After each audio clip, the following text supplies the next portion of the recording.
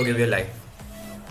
Hi and good e- Hi and good evening. I hope all is well with everyone. I am Ananya and I am here with Angad, and we are from Developer Student Club Vellore. The Developer Student Club is a community where we share knowledge, both technical and managerial. In the midst of this pandemic and chaos, startups and young minds are trying to keep up and excel. In this webinar, we have with us Ashwini, the CEO and co-founder of Winnable. We also have Abhitej, the co-founder of Cosmos India, and we also have Shashank, who is a co-founder of BitAces. On behalf of DSC Vellore, I thank you for taking the time and I welcome you to this webinar. While I was tempted to give a brief introduction about the startups, we would love to hear about your journey in your own words. Let's start with Ashwini. Sure, thanks, Ananya. Hi everyone, I am Ashwini, one of the co-founding members at Winnable. Winnable is an edtech startup helping coachings go digital. We have been working on Winnable from past 2.5 years now, and we have a SaaS platform out there for all the tutors. And in this pandemic situation where everyone is sitting out in their homes and are not able to attend the classes, and they're not able to actually learn from teachers outside, we provide all these solutions to actually enable them to teach live and take care of their students online. And yeah, like Corona has actually brought up a major change in the world of education, and I would be excited to talk about it in coming couple of minutes. Yeah. That's nice. Let's hear it from Abhitej.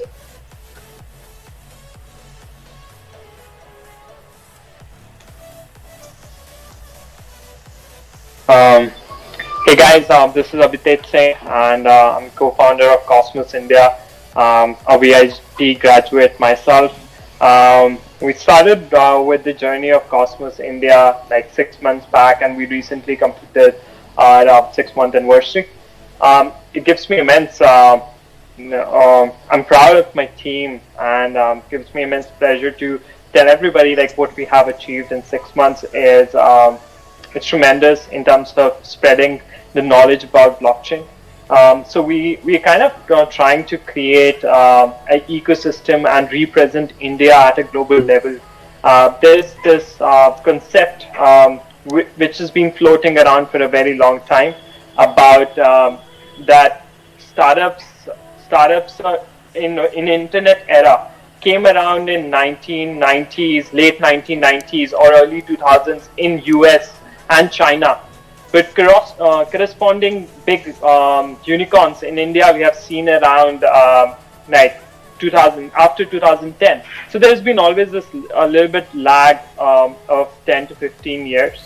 And with blockchain industry, we realize that there's going to be certainly a little bit of lag, but it's going to be a little bit less, like maybe 3 or 4 years. And that's what we have been able to capitalize on, and we have seen that people are very keen and open to learn about blockchain, and the crypto and blockchain ecosystem in India is rapidly growing. And what we are doing is we are facilitating the same to all the users in India. So yeah, that's pretty much what you're trying to do. Yeah, let's hear it from Shashank. Hi everyone, I'm Shashank. I've been, introduced to hacking when I was 14. So I've been hacking from past 10 years, and then I decided to, use my profession to help companies safeguard themselves from the hackers. So the main aim of my company is to, provide same, the bad hackers with good intentions, so they can, keep themselves away from bad hackers. So my company is BitAces Labs. As soon as I graduated out from VIT, I started this company along with 2 other members. And although it's like we do all of like overall security for any kind of website or applications, mobile applications, but then our prime focus is on the blockchain because we have got some expertise there. So it's like after this COVID-19, since many of the business are going down, we have like our prime focus on blockchain because the Bitcoin is still shooting up. So those projects are still alive and they need security because everyone is working from home and from different places. So security incidents have been rising. So that's what we do. We just help other companies from bad hackers. That's very good to hear, Shashank. So we are very happy to have three people from three different sectors of startups: Yeah. education, blockchain, and security. And it's very nice. So it would help us understand better what are the problems that we are facing. So these past couple of months have been very annoying and frustrating to a lot of companies, and more so to companies and startups, I would say. So Ashwini, can you tell us more about what are the challenges that you faced during this time of pandemic, and how did you overcome them? Sure, sure. So one of the major challenge was that in our industry, tutors actually are not like well versed with the technology, or let's say they're not used to teach online live. So one of the challenges that we faced was to enable them and teach them how to actually use tools, and like educate teachers to use basically the tools that they would use to teach online. And that was something that actually required a lot of research, and again a lot of efforts to figure out ways in which we could actually enable them and make it super easy so that they could teach live. So this was one of the things, and the second thing was to give students a real time experience as if they are sitting in a class. As you would know that in today's time, like every single child is just sleeping in front of their laptops and like they're pretending as if they are studying. So one of the major challenges that we were having was also to make sure that students feel as if they are in the classroom. The second challenge again like was on the student side. As you know, like when we were like, at least when I was students, I was student, I used to figure out each and every way to find out loopholes and disturb the class. So that was something that students also do while they are while they are also live. So like we saw a couple of students actually sharing out screens, showing cartoons and whatnot. So yeah, so we had to make sure that students are not allowed to like create such kind of environment, and teachers are focused over learning rather than just to manage students and like block access and all of that stuff. So these are a couple of challenges. Apart from that, it went pretty well because the demand was now generated. Every tutor now wanted an online platform to teach. So on that part, acquisition became really easy and super easy. So yeah, these were the challenges that we faced, and again, like tech is always there to solve all those challenges. So yeah. That's great. That's awesome to hear. Yeah, I am myself one of those students who might have shared a cartoon here and there. Yeah. Yeah, and it's not all cartoons, if you would know. Okay, what about Shashank? Shashank, are people still concerned about security, and what measures are they taking, and how is the clientele going right now? Honestly, people are much scared about security right now, because the thing is like since everyone has implemented work from home, so it's like when an employee or a developer works from home, he is a bit eased out, and there are some communication gaps. Also, they are not working in an office; they are working outside the office environment, which is a bit insecure because in at home you tend to be a bit loose. So. Indeed, it has created a lot of security issues. Like most of the developers, like we have built a tool which actually what it does is like it crawls into the GitHub and looks for accidentally committed the credentials. So these are happening quite often, that a developer is committing public passwords on their public GitHub profiles because they are working from home. So. There is a huge need for security right now. But then again, there are a few companies who have never opted for work from home, so they are they are quite busy handling, because security doesn't make sense unless your product is running, if your business is working or not. So in that case, we have faced challenges because the companies want to postpone the security review because they are not sure how they are going to handle the current situation. So there are like both the things. So companies who were already having this option of work from home, they are they are going for security audits and everything, but some companies are delaying because of all these problems. Yeah, I agree. I mean, this pandemic surely has created a lot of demand for security. So, what problems did you face while meeting up with those demands, and how did you overcome them?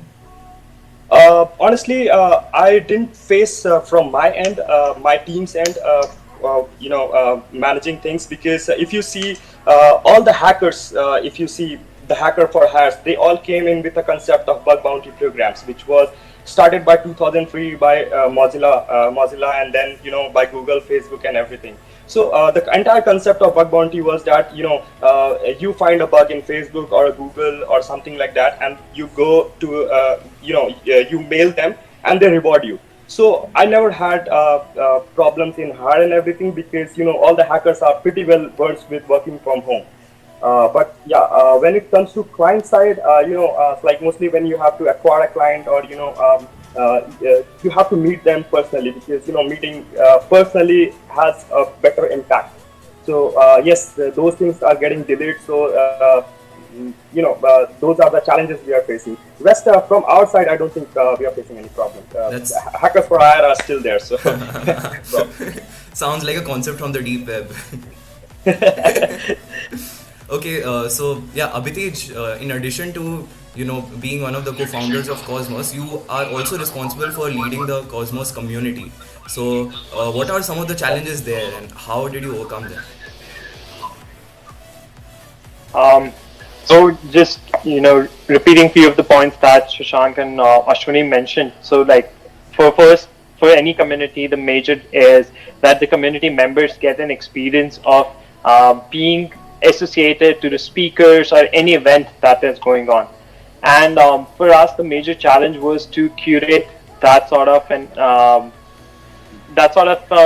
environment for the users to come into any event and feel like they are having same sort of experience they were having in offline events. Because unlike other technologies, blockchain is pretty new, and sometimes you get people who are coming to an event for the first time. They're hearing blockchain as a concept for the first time.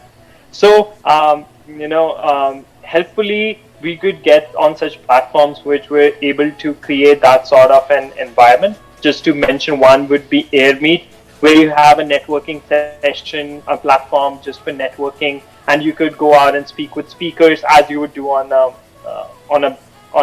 regular basis, like in an offline event. Second was to have issues like people jumping in and doing some random stuff. We experienced it ourselves in Zoom. So we switched to AirMeet, where nobody else other than speakers can actually even come to the front stage to speak or be involved. But yes, I would say that these challenges, it's always said that adversity is the mother of innovation. And this has provided us also to go beyond the boundaries of India, beyond the boundaries of Asia, and we are able to connect with speakers or innovators or builders, like founders. Like if you might have heard, we did an event with Zaki Manyan, who is kind of the founding members of Cosmos ecosystem as a whole together. He's also co-founder of Inclusion, and you could get anybody. I have been on so many events where Vitalik Buterin, the founder of Ethereum, was there, and you could casually talk to him. So, I mean, those sort of things have come as an advantage, where you could have earlier 50 people. Now we are able to see an attendance of more than 200 people. So, challenges are, yes, there. First one is creating the same sort of an environment or an experience for the users. First is how easily you can communicate or educate people about blockchain in background setting. But with that advantage is that you could go beyond the boundaries, and then second is you could provide them what was not possible back in the pre-COVID-19 era. That's interesting. I agree. With blockchain being such a technology that's not known to so many, although the challenges that you face and how you overcome it is pretty unique. That being said, since we're in the COVID phase, there's a lot of speculation of when we will find normalcy in the market or when everything will go back to normal. So, Ashwini, when do you think everything will go back to normal, or when do you expect normalcy in the market? So, what I feel is like it would take really significant amount of time to go back to normal and like work the same way people used to do, or let's say deliver things in the same way that people used to do, be it content, be it sessions, or be it, let's say, meetups or anything. Especially talking about startups or companies, I strongly believe that it's going to be a long time sitting in homes for, let's say, at least not starting out offices again. Yeah. And yeah, like now it's like that. Even people are now, moreover, like kind of used to the environment, sitting out in home and like working out on their product. So, especially if I talk about my company, I've seen the efficiency has increased now, because like now people are not going out to anywhere. So again, like there is no place to like chill, or let's say spend time at. So and anyway, like for developers, or like let's say like people like us will have laptops open anytime or any time of the day. So it's just like as if like the office is going on every single second. And yeah, I feel that yeah, now people are also used to it. And even if it's going to be a long journey, I don't think it would affect much more in most of the cases. I agree. It's really, I don't feel like it's going to stop anytime soon, and so we Yeah, have to get used definitely. to like working from home. And Correct, correct. while talking about working from home, as a startup, do you miss having an office space, being close to your colleagues? How is Definitely, working from definitely. home? Yeah, how Yeah, is so working from like home? working from home is like you're sitting alone in your room on your table or chair, and like you're just working out all alone. We really miss out, like sessions held in our office, and like sleepless nights spent over there, and again like building out products together. Now what we do is like on a call we'll share the screens, and like again we'll do pair programming, or let's say we'll be like working out on maybe Zoom or Google Meet, and that is only the way that has been bringing people together. But definitely, like we're definitely like we're trying to go out to office again and work out there. Yeah, I agree. It's a different feel when you're like at an office exactly, space. exactly, exactly. That being said, Abhitesh, do you feel that since we are working from home, the startups can actually cut costs on office renting spaces, and do you think that is more beneficial?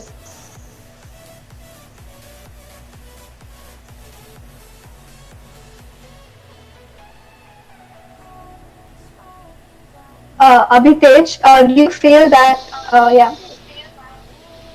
working from home is more Absolutely. I beneficial? mean, if you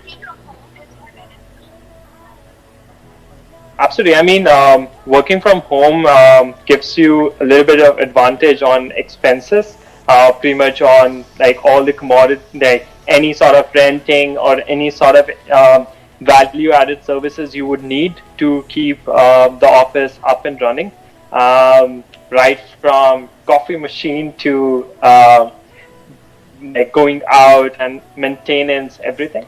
Um, so a lot of teams have been adapting this to put get their burns low in this pandemic difficult situation, and started investing this sort of amount in other places, in more innovation, getting more services, apart from like exploring new options. So I believe that is a good thing. So it has like advantage and disadvantage. In typical, like I guess all three of us on this panel are software oriented companies, so or communities. So for us, it's been served as an advantage to cut down on the office space rentals or any sort of other expenses and put that in innovating and building new products. I agree. So I like how home, I think, initially started where everyone wasn't sure of how it would go, and we've actually found a way through working with people, even though we're not actually working with them physically. Shashank, how do you feel work from home has benefited your company? To be honest, I have always been in favor of work from home. Okay. Abhijay also knows that while I was in college, I was working for a company.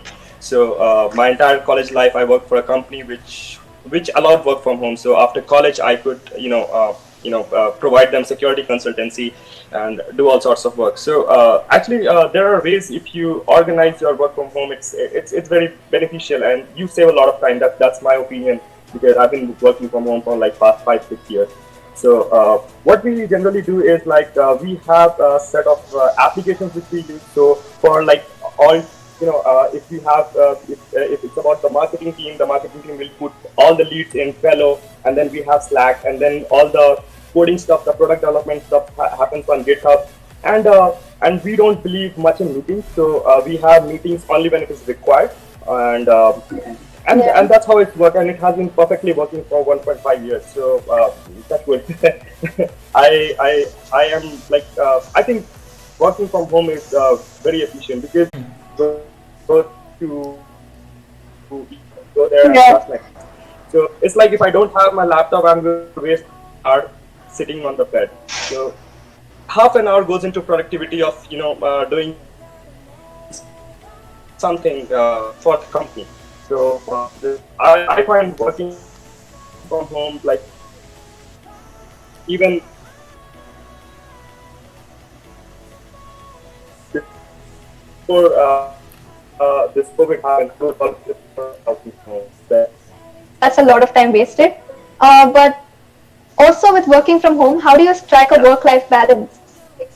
Like, how do you keep your employees engaged in some activity that's not necessarily work? How we work is we are just three code members. So the other code members are mostly into sales and everything.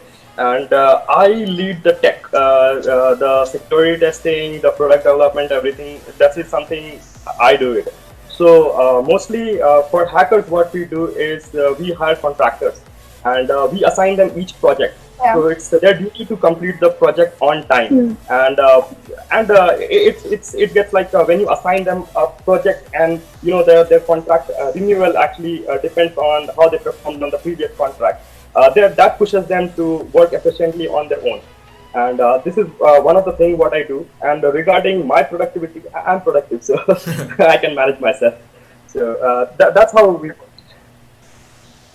I agree, and so I think work-life balance is something that is really important and has to be discussed in the COVID phase, because you either go both sides. You either work a lot and you burn out, or you relax too much. So Ashwini, what's your take on maintaining a work-life balance with being a startup and having a lot of long work hours and engaging employees and all that? I don't feel I would be the right person to answer this, because I'm not at all balancing my work and life. And it has been like I just wake up and start working out, and like I sleep with my laptop on. So I don't think I would be a better person to answer this out, honestly. That's a very frank answer. Yeah, like that's why I told like I wouldn't be the better person to answer this question out. Yeah. Honestly, I was just like Ashwini when I was in college. My entire college life was going to class and then coming back, working on my job and my side projects till 4 a.m. in the morning, and then sleeping. And my laptop never used to, shut down. It used to be open for like 1 month. But then I realized that, after later stages, I realized that not working out and everything actually affects my health. So although everything is closed right now, but mostly I have some I pick some time at night. I go out for a walk, and if possible in evening also I go out for a walk or a small a mini run or something like that. So that's how I balance my life, and most of the time I'm working. So yeah. I think this is we're talking about the startup grind here, where Yeah. people work over 24 hours. Abhijit, how do Absolutely. you manage your day and long hours? I heard you telling me that you have like really late nights because of the time zones. So how do you manage? Um, Personally, like I believe it's a inherent quality which a lot of like early age startups or like early age entrepreneurs or hustlers have is to work longer hours than others to Yeah. actually accomplish faster like things faster than others, and that's been the core of thing. Like it all depends on how much hours you could put in when others are resting. But as Shashank said, like you could do it till a certain point of time and then you burn out. Yeah. When COVID-19 started, I flew back to my home like before even the lockdown, and I would I would wake up so because I manage everything on my own, like back in Bangalore. Cook myself. Um, I go for a run. Like I work out regularly, and then I have my own house. So I'm very fond of cleaning and putting out things and curating stuff at my home. But once I'm back home, you get cooked meals. Home is clean. Yeah. So I could spend like if I spend 14 hours, I could spend 18 hours working. So that is when I took over like working in both time zones. Working in IST, with PST, both time zones. But what I feel is what has helped me to balance is I take out some time in the evening now to talk to my friends. I randomly make efforts now to reach out to some random person, have a conversation with them, listen to like what they are doing, how they are adapting, and generally I do it while walking. And as if I have allotted an hour or so, and I finish the call in 30 minutes, then I go for a 30 minutes run. And that's I've been putting to a lot of my friends that running has been keeping me alive in this pandemic. But lately I have some leopards sneaked in to my neighborhood, Oh, and so I'm not able to go out for the runs. So I I dance. I dance for an hour or two. That's how I relax myself. I believe dancing is a great form to express. I could talk to myself and I listen to this high beat songs, taking out all my rants about work, some meeting not going well, me not being able to go out. I believe yes, that's what I do. yeah. Talking about I work-life really like. talking Yeah. talking about work-life balance. I think you're on a weekend retreat, right? Can you show us the flowers there? Yeah, sure. So I do I live in suburbs in the city, but I do when I have to think about get some open space, some think time. Then I come to my farmhouse. So this is kind of view at my farmhouse, more closer to the nature, and yeah, it gives me some sort of rejuvenating experience, and then I can go back to working for a week again. That's great. So a couple of minutes ago, Shashank was talking It's about amazing. how coronavirus and the COVID-19 pandemic has led to the needs of the customers being more aggravated. Or so, do you have any thoughts on that? How is your clientele affected by this pandemic? Have their needs changed or increased or decreased in any way? Ashwini, can you answer that? Yeah, I basically missed it. Can you please repeat it? Yeah, so a couple of minutes ago, Shashank was Hello? telling us about how his clientele was affected and how the security needs are more than ever right now. So, in this time of pandemic, how were your clientele affected? How were their needs affected? Were they increased or did they change your business goal in any way? So basically, like in our case, it was like a positive effect. Like basically, like all the tutors now wanted a digital solution. So like what we would have done in a year, I guess that was done in weeks. So yeah, like it was affected in a good way, and like again, we went on hiring more sales guys and again more customer support guys. So previously, like we were in a mindset where we thought that okay, we won't be requiring more people out, and we'll be like serving it out with the same bandwidth. But like within a week, we realized that no, we need to go back and hire more people. So yeah, like it has affected in a good way, but again, what we see is like it in our case, particularly in edtech industry, it has sort of like become a kind of you could say a kind of trend now. Like we had in Paytm while demonetization.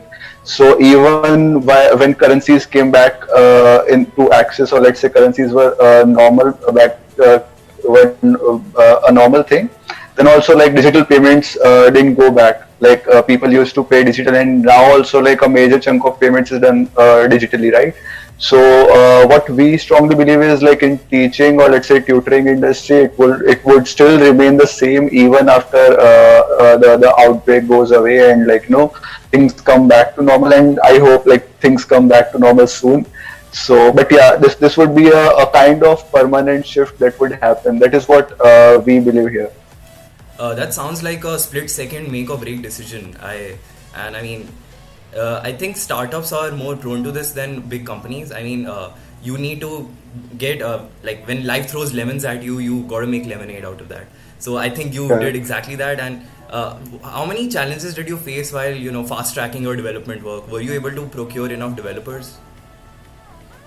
So, like we didn't invest on developers at the point. Like what we did is like we actually, went back to the teachers or tutors. In our case, like we went back to the tutors and tried to understand what exactly do they need. And instead of making like 10 different things out for them, we just focused on improving the remote learning part, which majorly includes like live learning, or let's say live classes, sharing out assessments, assignments, and again making the feel better. So instead of developing 10 different tools, we just focused on making 2 to 3 major features, and that stood well, like because now all of those features, or let's say things, were solving the purpose of teaching remotely or studying remotely. So on the dev end, the existing developers, I would tell like they are the best developers that I've seen in my startup, and like yeah, they have been working really hard.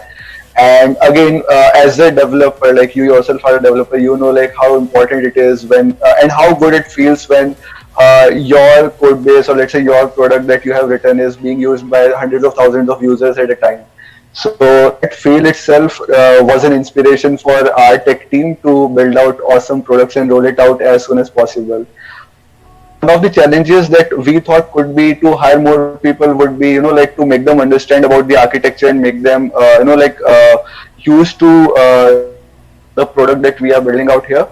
And that would also have required a lot of time. Let's say like hiring would take a lot of time, then making developers onboarding easy, and let's say like making them knowing about our product, or let's say giving them the documentation, and the time that they would take to understand the code base would also take a lot of time. So we didn't invest our time or money on that. Instead of that, we ourselves started working even harder. And I myself, I used to take care of the management roles in the daytime, and at night I used to code, so that we don't miss out our deadlines, and we roll out products even before what we have decided. Yeah, I remember Ashwini and I having a conversation about optimization, and how sometimes you just gotta let a few bugs pass in production just so you can have a faster development speed. You need to roll out. So I always, believe the motto that Mark says that, move fast and break things. So yeah, you always need to move fast. If you, spend more time on fixing out things, and you miss the journey, then again, there's no going back. So just move fast, break things, again move fast, break things, and in between you just keep on fixing the broken things. So yeah, this is how it works. Speaking of breaking things and vulnerabilities, Shashank, what about you? How was your clientele affected, or your company goals? This is where we come in picture when when there is a pressure of deadline. There are developers making mistakes. Especially we have seen very common security issues where the interns were the DevOps and they misconfigured the things at server level, which ends up in a compromise. So indeed, like security, if you see, it's like basically still there is current, like the current situation is like that the companies don't want to get a security audit because they are primarily focused on their business, running their business and everything, and security gets neglected. But I can give you tens of examples where security was the reason of downfall of big companies. Even take the example of Yahoo. Yahoo was hacked and its database went public, and after that it was sold. It was literally sold, and the CEO had to step down. Even if you see in the blockchain industry, Mt. Gox, which was holding 80% of the transactions of all the bitcoins in 2013, they got hacked. Their bitcoins got stolen, and it's like it was very unfortunate. One of the CEO committed suicide because they went bankrupt and they had no money to pay. So these things happens, and one of the major reason is most of the companies, they are very much focused towards building the business, and they forget about security. So again, it's like since cybersecurity is not very new, it's something came light within few years. And before that, only few major companies were doing bug bounties or regular security audits. But things are really changing because if you see, even in India, there is a rule passed by I don't know whom, but there is a strict rule that any payment-related companies has to submit a security audit report. So it's mandatory for the companies now to submit a security audit report as per the compliance rule. So although it's like yes, indeed, we lost some clients where it was related to startups related to travel and restaurants, etc. Even we had a deal with a pharmacy company which got halted for I don't know till when. So yes, there is an effect, but then I think companies should not neglect security right now. In any case, it can be fatal. It can be fatal. Yeah, I think no company is safe, no matter how big the company is, even if they have dedicated security teams. Because I remember it was around last year when I was interning for a company and they were using Google Cloud Platform, and GCP crashed and they only managed to get it back up again in after 6 hours. So I think everyone should be worried about and aware about security. If Google can crash and if GitHub can get a terabyte scale DDoS attack, then no one is safe out there. And if you see, it's like if you see about mature companies like Google, Facebook, and all the companies, they still have a running active bug bounty program without the rewards reduced. So I found my when I got into hacking, my first bug was in Google, and it was in 2013 when I reported a valid bug in Google. So if you go to the Google VRP page, it is called as Vulnerability Reward Program. You'll see they have not reduced the reward. They still actively work on their bug bounty programs and everything, and other companies hiring pen testing companies to get their new applications pen tested. So security is very important, even if it is COVID or anything else. Security is much required every time. Yeah, certainly. And Abhitej, what about you? How was your clientele affected? So just to give an insight, so Cosmos India is a profitable effort that we run. Apart from that, I also lead the strategy and community at Persistence, which is like the core of most businesses or most efforts we make. So Persistence basically is an enterprise-focused blockchain, I would say. So we are creating institutional open finance solutions. So there, the clientele has actually grown because people are now looking at new possibilities, how to invest themselves into crypto or blockchain in general, because governments are printing money wildly. Surplus packages coming in, $2 trillion. India pushing in tons and tons of money. Like crores and crores of money. Now, where this money is coming from? It's coming from future. Inflation is going to hit. So that is when you need a more secure, a more transparent, a more accountable solution. So if you take example, in last 6 months, I've seen so many big companies exploring blockchain. Different countries passing in regulations which was predicted to be 5 years down the line, and more users coming onto the platform. So this is where we believe like we have been able to strike a lot of partnerships, and both on Cosmos India front, on Persistence front, we have been able to bring in new stakeholders, partners, users, and so yeah, but as Ashwini said, it has kind of impacted us positively, and we are able to move at much faster rate than we were able to move pre-COVID, because more people are trying out blockchain as a solution. And as Shashank mentioned, like connecting the dots, in blockchain the most important thing is security. So it goes hand in hand. We like, even though we are growing our clientele, but at the core of it, the first thing we do is our code audit for before starting up a partnership. It's about integration, and then it goes into POC stage, and only then a product or an proper partnership sort of blooms out. So it's a long process, but it's all been put into action right now, and we believe that would have taken more than like 1.5 years, like 18 months, if we were in a pre-COVID-19 era. Yeah. Also, Bitcoin is legalized in India with it, so yeah, you got an edge for that.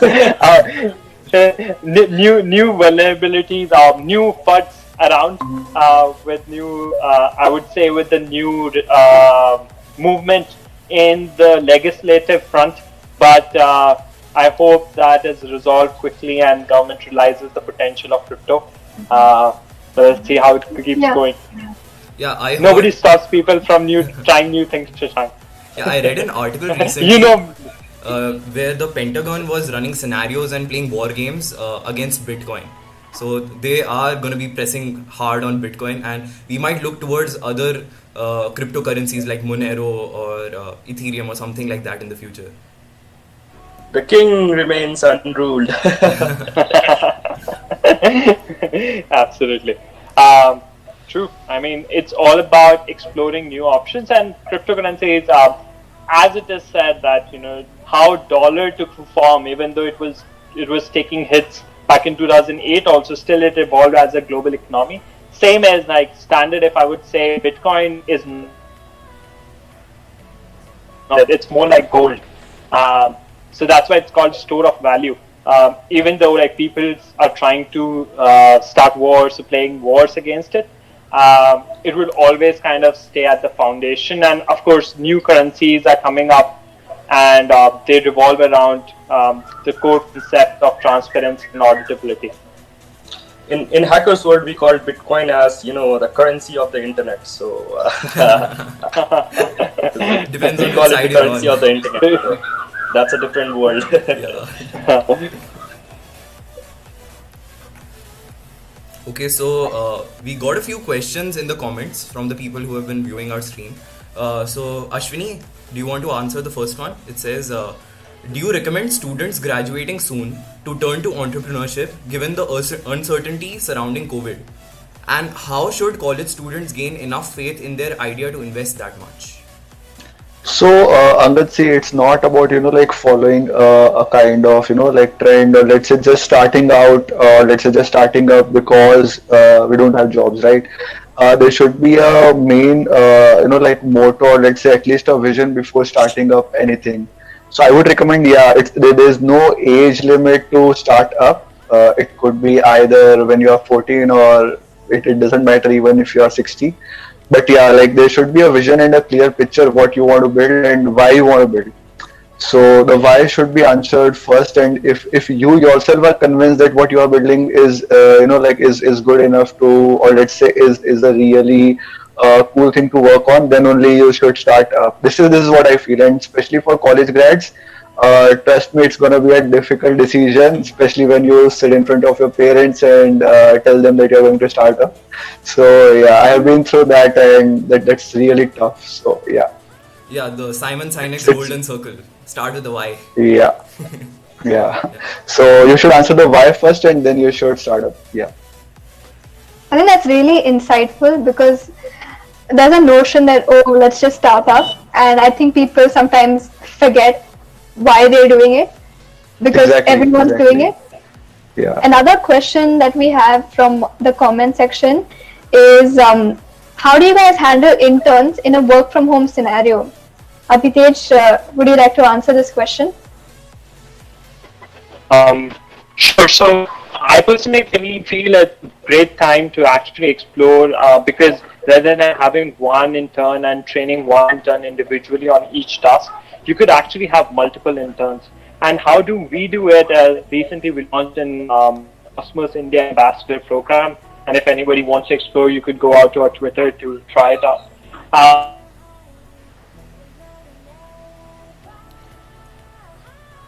Abhitej, you got muted.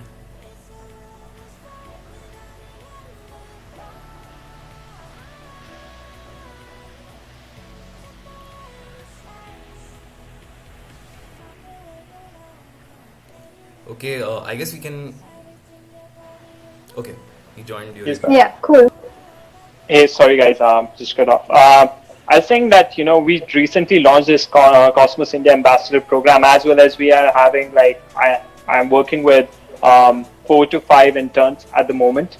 What is difficult is managing each college students basically comes with this notion that when they're going to go to a company, they're going to see this whole bunch of jargons and facade around a big company. So if you think about a college student, he wants to never work on something until I'm not saying generalizing, but say they want to see how Google works, how Facebook works. They want to go to the school office and they want to get a picture click in front of Google's logo, and they want to explore these tags. I believe with this COVID-19, everything has become quite about cut to the chase.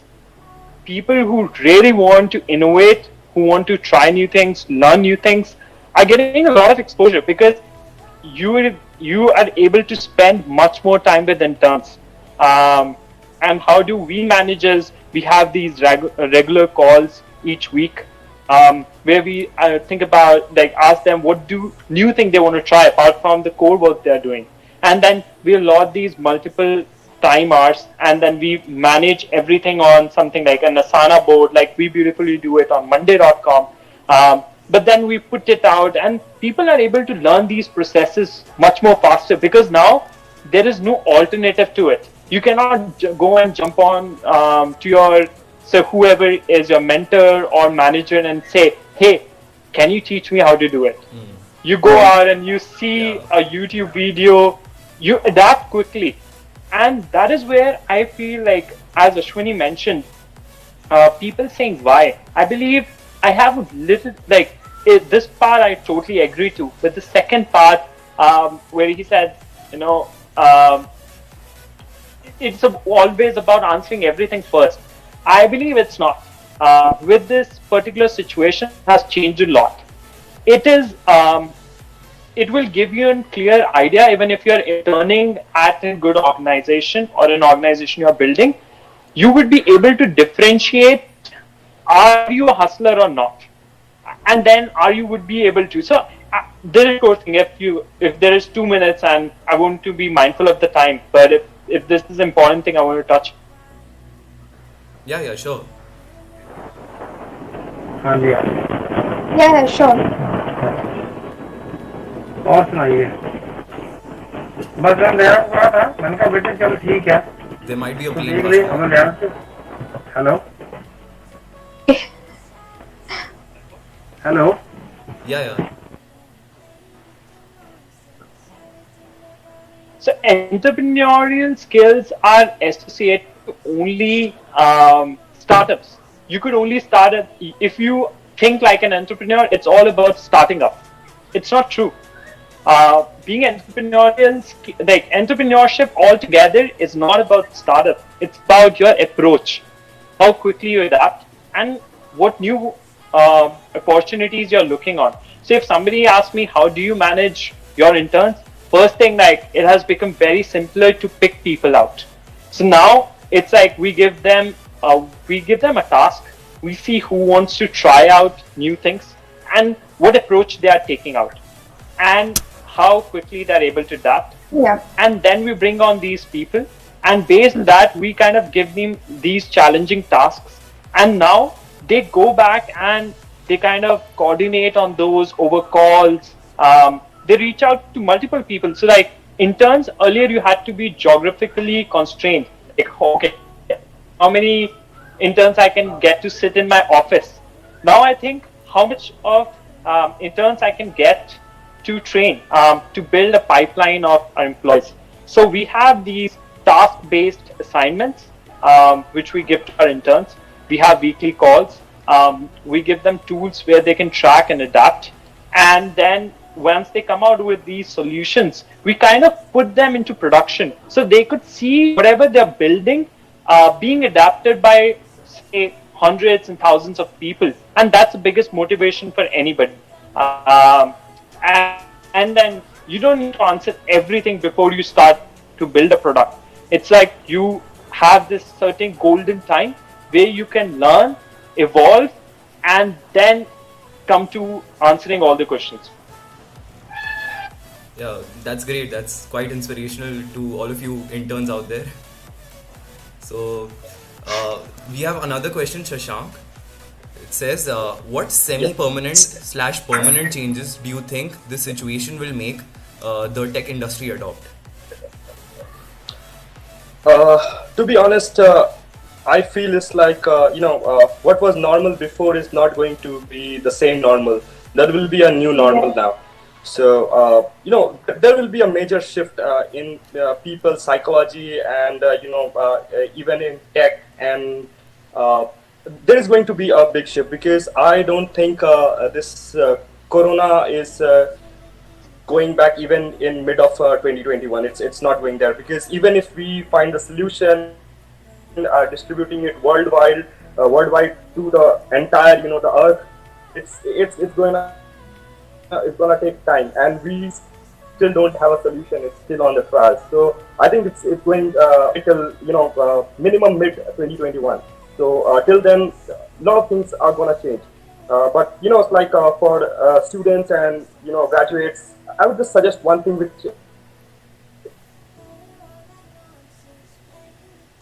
I have learned in my own life. See, everything, being on a job or being an expert some field, it's a game of persistence. It's honestly a game of persistence, and I think everything in this world is a game of persistence. If you think you have come up with an idea, you'll build up with something, and it would be a big shot in a few days. No, life doesn't work like that. It's only for very few people whom you will read on the internet saying that okay, they bootstrapped the company and made crores in 3 years. In 3 months or something like that. It never happens. Few people take time, and it's always a game of persistence. Like for me, when I was in class 8, I first came to know about hacking, and I wanted to be a hacker. That time, forget about entrepreneurship. There was something called as security engineer, which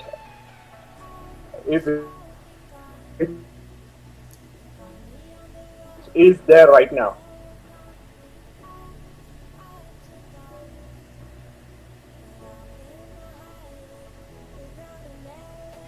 Then finding bugs. So now I knew that my, my profession can be used as an occupation, and I continued it. And then I thought that I'll be an entrepreneur when I'm in college. How to meet people, which was really not possible with 75% of attendance, and I had to focus on my degree as well. So what I decided was, now again, go back to the game of persistence. Yeah. I need to survive the college so that when I can start my own company. So other reason was I never wanted to take money from investors or give salary to anyone. Everything I wanted to happen with my own pocket.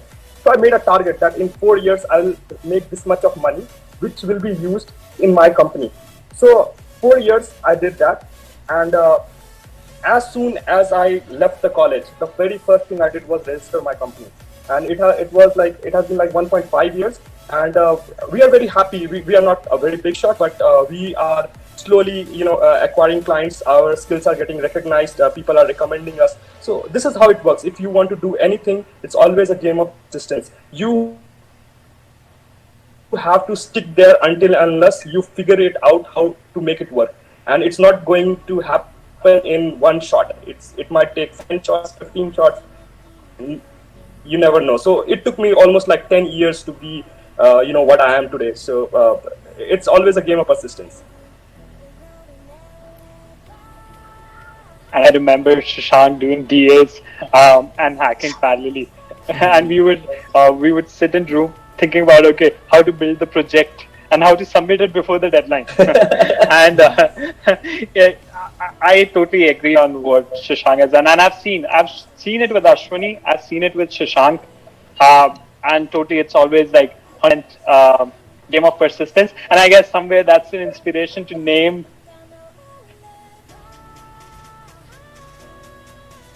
the company as well. Persistence. I think that's very well said. As I say, change is only constant. Times have changed from when we didn't have a security engineer, and now we do. And it's pretty similar to how now we're in the corona state where everyone's working from home. And so how we're adapting to these changing times. So as startups, I think another important thing would be how you market your brand. So how has marketing your company changed during lockdown? So Ashwini, having an edutech company, how has your marketing changed over the lockdown phase? So from last couple of months, I would say we have started investing out in branding as well. Previously we were just like product, and we were all talking about we started building out a community, and I feel that if you are actually investing out on your community, it's always like let's say if you are then you'll have a community to talk for your brand, right? Let's say if we talk about DSC. So DSC itself is a community out there talking about different types of technologies, or let's say a sort of it brings a sense basically. So what we started doing out is like we started empowering tutors and bringing out their stories to the public. Like we believe that they are the superheroes and they need to be treated like one. So instead of branding our company, we started branding them and helping out them to become a brand. And it has actually helped us a lot to talk about them and again build a brand along with them. So in our startup, we moreover now are focusing on making teachers a primary and again building out not ours. And this is the exact same thing that I really inspire and what Nike did. Like they did not never talk about how good their soles are or like how many shoes they make. They just talk about runners, athletes, and actually who actually are using the product. And that brings a sense and build out a community out there. So this is what we are also following, and I believe that this is a good actually market out your company and build out a community rather than just focusing out. Yeah, I think that's a really nice, just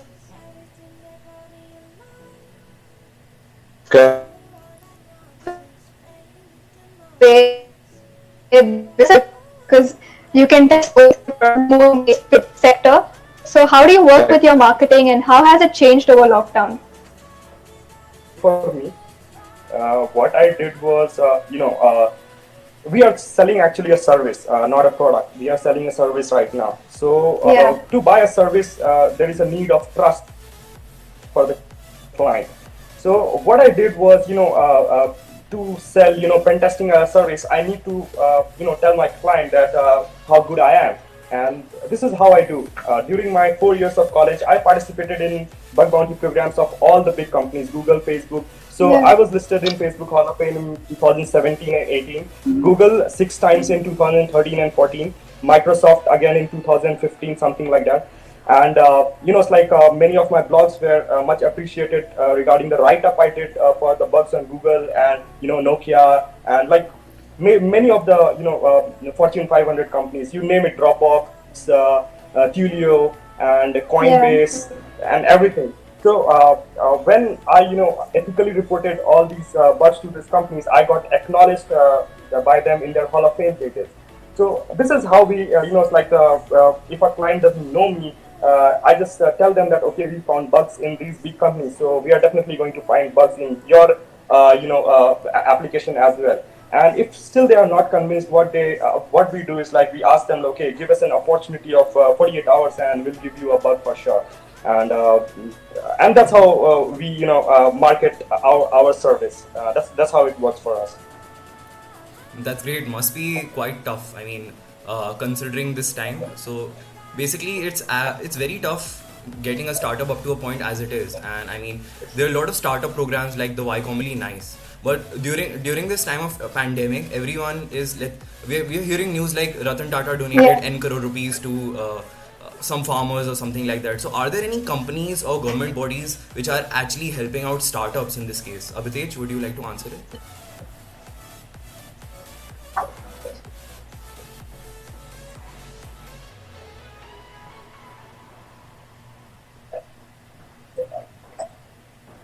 Channeled through right direction, because it's a state of panic. When startup working, which is they're trying to support them. So what's the biggest issue at the hand? Let's try to solve it. But in terms of, I would say, support, it's not direct support, it's indirect support. So if you might have heard, government has launched these programs where you don't need to directly pay EMI now, because you might not be making money, right? So if I have took a sort of business loan, or I've leveraged some money, so I don't need to pay back the amount or that, like, any interest for like next 3-4 months or this period. I believe that has helped a lot of startups to put one thing off their chest for until the times a little more companies mature with the situation. Second thing is about funds being there. I believe that there has been a little bit of support in terms of if there is an innovation idea. A lot of our funds have opened up this liveness sort of fund, which gives you a very small amount of money, maybe like $10,000, but you are able to sustain your company if it is a good idea, right? You might be you just started up, say, in 2019. Your idea is brilliant. You're meeting up people, you're just starting out, but now, say, because of COVID-19, it's hit.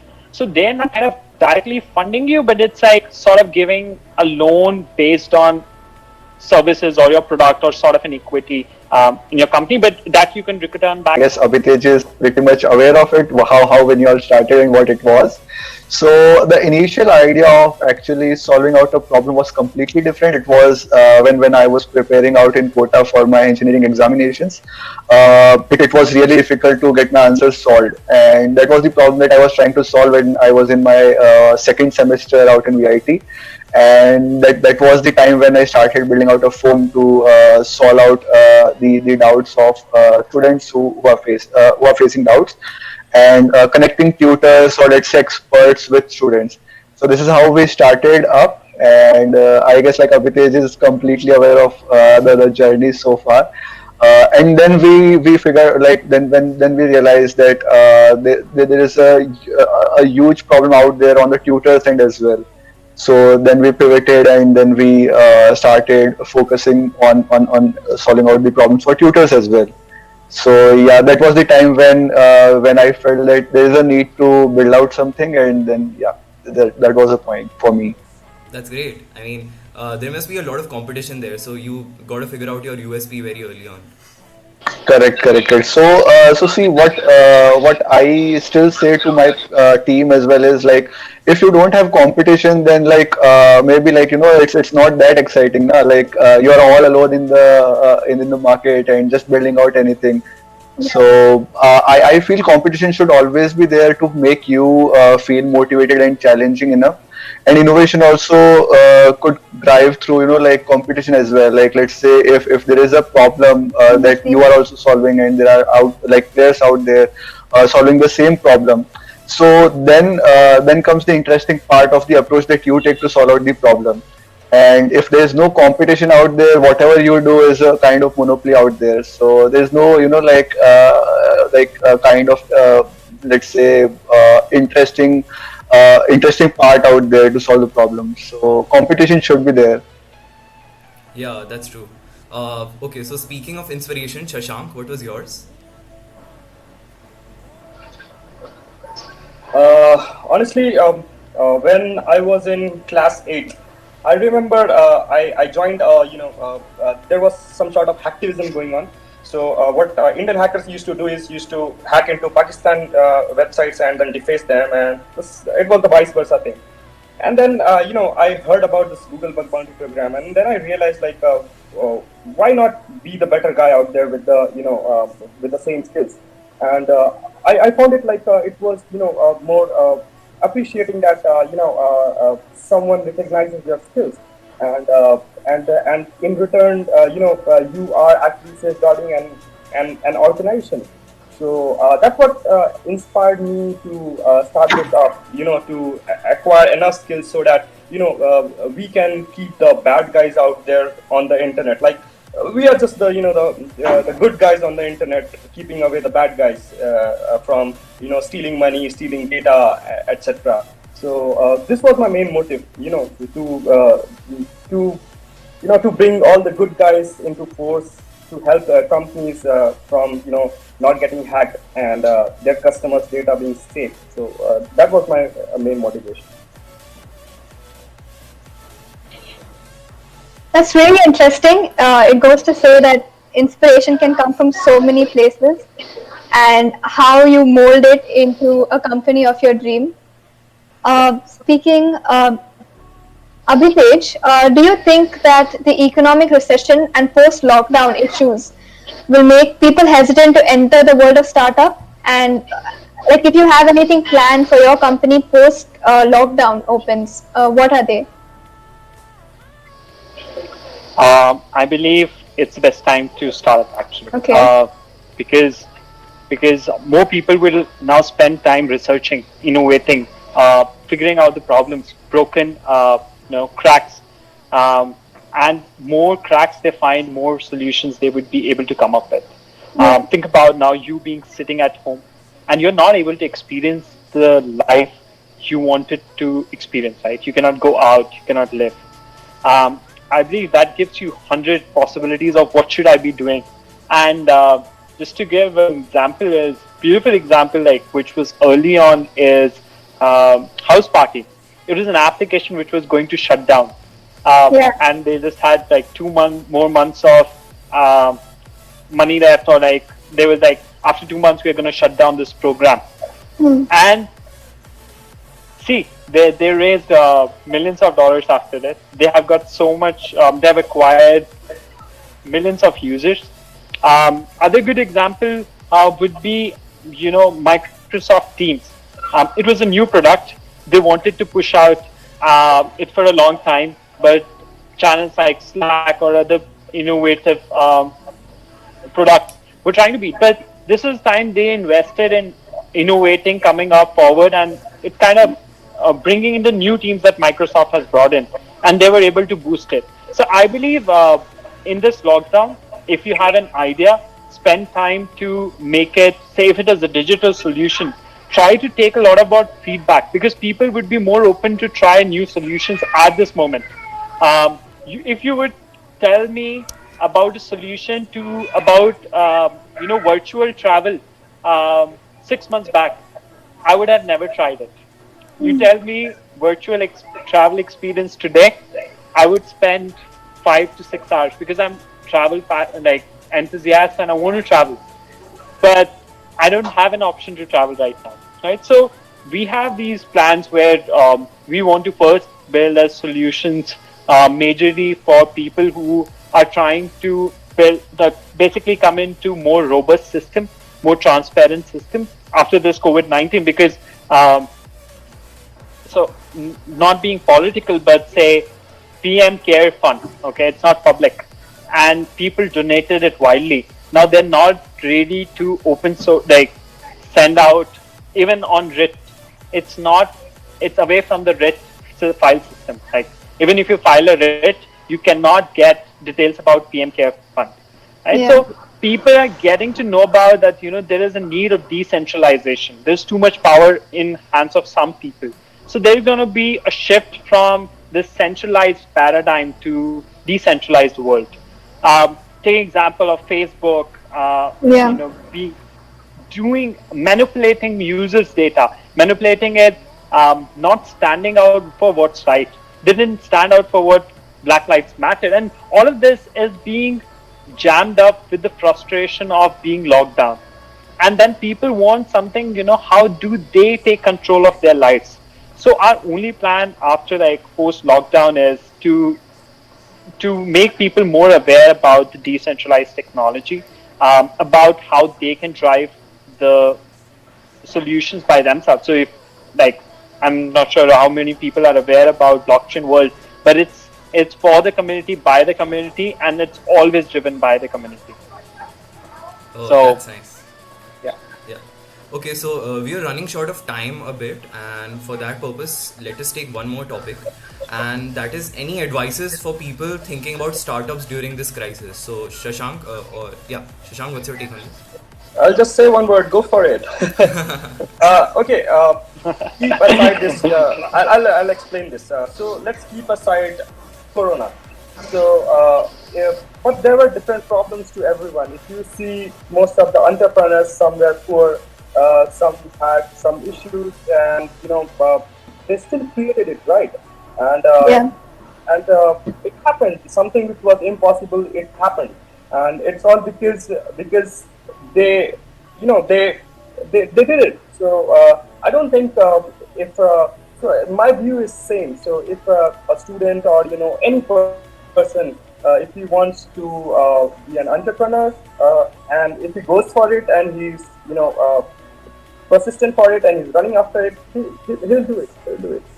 So for if anyone asks me is it the right time to go into entrepreneurship? Yeah, sure. Every day is the right time, and it's not that big companies don't fail. Be it Corona or not, there were companies which got shut down even after starting well. So things can go wrong, and the best part of entrepreneurship is that you keep on learning, and you keep on modifying yourself and your product and according to the needs and everything. So Corona should not be a fear factor for not starting up. It's always the right time. Yeah, that's very nice to hear. Ashwini, do you have any take on this? So I feel as Shan said that there's no waiting up there for starting a startup. You can start it whenever you want, and again every time is a good time. So I guess it's all about trying to solve out a problem that you are facing, or maybe you see is a problem that you could solve, and you should definitely go for it. I'm motivated already. Sure.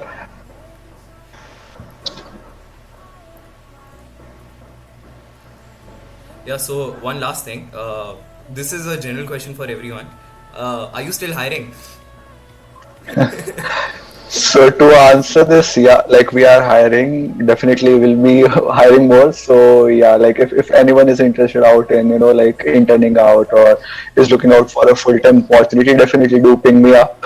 I'll be more than happy to discuss it out in detail. And yes, we are hiring. That's great. And Abhitej mentioned that he was on a hiring spree. Yeah. Absolutely. To touch upon both questions. You said it's good time to start up, 100%. And as Shashank said, anytime. I was in an uncertain waters. It's like testing out the waters. I was doing it before even Corona was like in China or anything. Like before, I was in college. I was thinking of like startup was not a concept for me about company. It was about breathing new ideas. And the best thing I would say is start with early founders. Like you don't need to work with a big idea. Work on small ideas, and that's how I have learned. And Ashwini has mentioned it quite sometimes that about. I don't know how Vitej knows the journey of Vinyol. I believe like I was the early intern of Vinyol. Oh. I So at that time, I guess it was not only intern, like it was just a title, but yeah, most of the work was done by Abhitej and like people who were working at Vinyard. I mean, we all were kinds of interns in our own idea, weren't we, Ashwini? It was like Yeah, exactly, figuring out what exactly. you want to do. Exactly. But that's what I see is this time is about. Think about somebody you can work with, learn with them. And I've done same with, say, Ashwini. I learned the most when I was working for Vinyol because we were trying to understand the industry, which was not mature back then. And after that, I've worked with multiple small startups. We were trying to solve the problems, and that is where you learn what entrepreneurship means exactly. Nobody comes with an inherent entrepreneurship skills. They don't come with this startup idea when they were born. They don't even know the word. They kind of come and they meet people, they work with them and understand how the problem is solved, and then they go in. About hiring, we are always open. You can reach out to me on Twitter, LinkedIn, Instagram, anywhere. My email address, abhitej@persistence.one. We are looking for great people in technology as well as on community growth, people who are crypto native. So yeah, please feel free to ping me anytime. And again, I say, if you are pinging anybody, not just me, if you are pinging on this time, don't send out your resume. I have 170 resumes in my email at this point of time. Trust me, I have not gone through a single resume if they're not attached with an SOP. I don't want to hear about what you can do. Everybody knows C, everybody knows Java, everybody knows they are leaders, they're natural leaders on their resume. They are hardworking, they are team players. All of them are. What differentiates you actually when you're reaching out to somebody might be an SOP. So before reaching out to any company, understand what they're trying to solve. Write a short SOP, if not very long, that how do you fit in the picture? How do you see yourself aligned with what the company is trying to achieve? And what is, be like in pointers, put out what are the 3 things you could bring to the table, what nobody else can. Be confident on what you are, what you can provide. I was always this guy who was very bullish on the fact, Ashwini knows this, than anybody else. I was always bullish about you need 100 people to know about your product. I'll make 1,000 people to know about your product. Correct. So go about that. Be bullish on facts. I see so many college students who are so good at what they do. So be bullish about, say, these 3 things I can do better than anyone, and I feel that will make you stand out.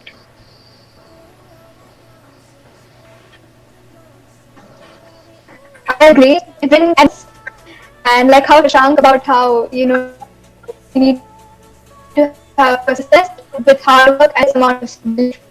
And it's been really refreshing talking to all of you all and how you're working with your company and how it's doing so good in times of pandemic.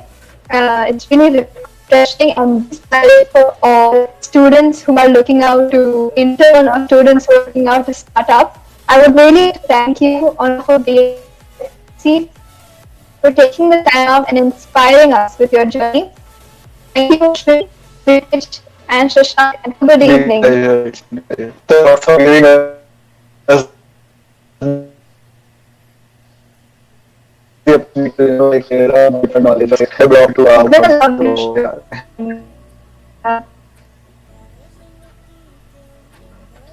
same here. So, both the POs every talk brings a new side. Feel free, anybody. I would say, all three should even as everyone. Well, system right friendly. You need to and help out any validation needs. Thank you so much. And to whoever is, please don't give as much work. Yeah. And just work hard and working with your And if you don't know good, yeah. Thank you so much, guys, Thank for you being everyone here. for It's joining amazing. us. We were very inspired by you guys.